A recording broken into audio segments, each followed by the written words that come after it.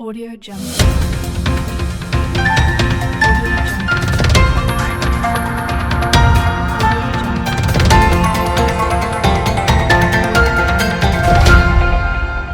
Audio Jungle. નમસ્કાર, Saurashtra vision ન્યૂઝમાં હું એન્કર દેવ્યાની આપનું સ્વાગત કરું છું. ચાલો જોઈએ આજના સમાચાર. રાજકોટ જિલ્લાના ઉપલેટામાં ફરી દીપડાએ દેખા દીધી. છેલ્લા એક વર્ષથી ઉપલેટાના એનિમલ હોસ્ટેલ આસપાસ તેમજ ગ્રામ્ય વિસ્તારમાં દીપડાના આંટા ફેરા. ગઈકાલ રાત્રે ભાદર કાંઠે આવેલ નગરપાલિકા સંચાલિત એનિમલ હોસ્ટેલ પાસે દીપડો દેખાતા પશુપાલકો તેમજ ખેડૂતોમાં ભયનો માહોલ છવાયો હતો. 1 કલાક સુધી સતત લોકો સામે દીપડો ખેતરમાં ધામા નાખીને પડ્યો હોય. ફોરેસ્ટ વિભાગને જાણ કરતા કલાક બાદ ફોરેસ્ટ સ્ટાફ પહોંચ્યો. ફોરેસ્ટ સ્ટાફ સ્થળ પર પહોંચીને જોતા દીપડો દેખાયો હોય, જેને લઈને ફોરેસ્ટ સ્ટાફ દ્વારા દીપડાને ભગાડી મૂકવામાં આવ્યો. ખેડૂતો અને પશુપાલકોએ વહેલી તકે દીપડાને પકડવા માટે પાંજરું મૂકવા ઉગ્ર માંગ કરી.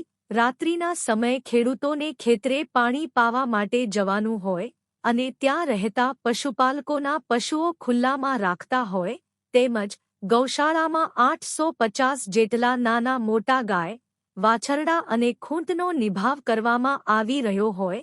3 થી 4 વખત એનિમલ હોસ્ટેલમાં દીપડો ત્રાટકીને વાછરડાના મારણ કરેલ છે. તેમજ ગઈકાલે ત્યાં સીમ વિસ્તારમાં દેવી પૂજક પરિવારની બકરીનું મારણ કરેલ હોય.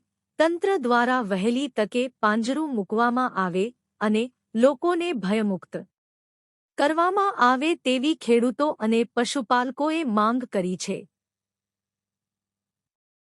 રિપોર્ટ જગમાલ સુવા, રિપોર્ટર ઉપલેટા. મારું નામ જેઠાભાઈ લાખાભાઈ ભારાઈ. અહીં ભાદર ફૂલે નેહમાં રહી છે અને આ દીપડાનો 1 વર્ષથી દિવસ ત્યાં રંજાડ થાય છે. માલઢોર આડાઅવરા વાસળોનું મારણ કરે છે. કાલે બકરાનું મારણ કર્યું છે અને આજે હાવ નજરની સામે ઘરની આવીને બાજુમાં બેઠો એ ધવલભાઈ રેગાની વાડીમાં અહીંયા બગીચામાં બરાબર બાયું હતું એને મેળી ઉપર ચડાવી દીધું.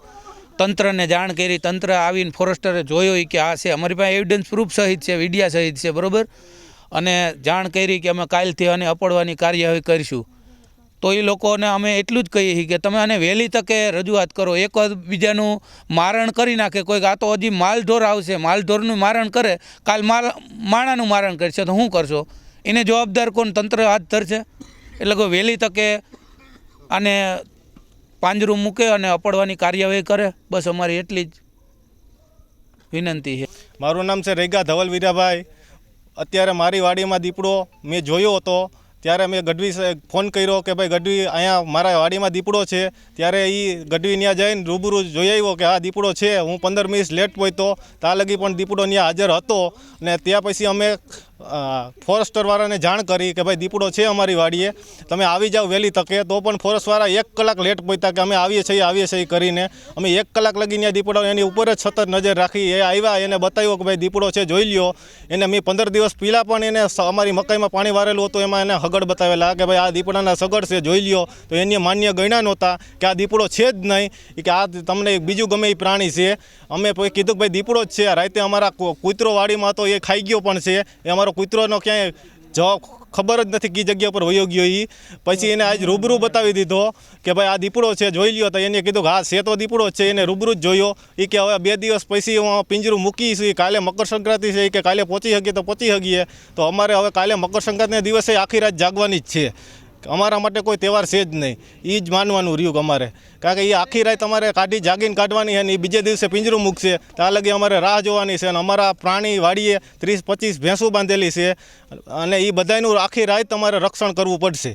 કારણ કે આ ફોરેસ્ટરવાળા વહેલી તકે જો આ રજૂઆત સ્વીકારે અમારી તો એની બહુ ભલાઈ છે. નકર આ દીપડાની ગમે આગળ અમારે જઈને કાર્યવાહી કરવી પડશે. એ તો જોઈને વયા ગયા અમારા. લખમણ અરસુર ગઢવી.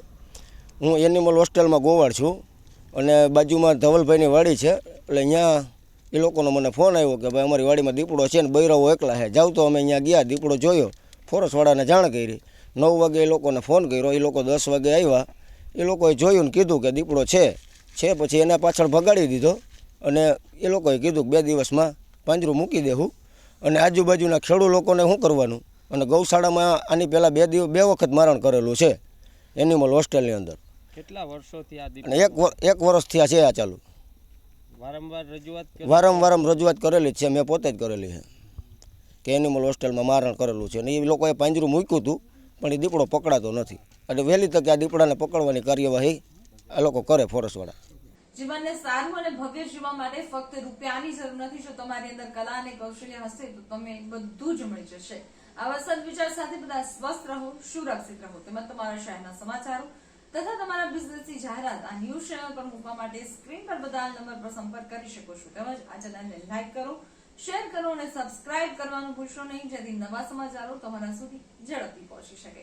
હવે સમય થયો છે વિદાયનો. નવા સમાચારો સાથે ફરી મળીશું. નમસ્કાર.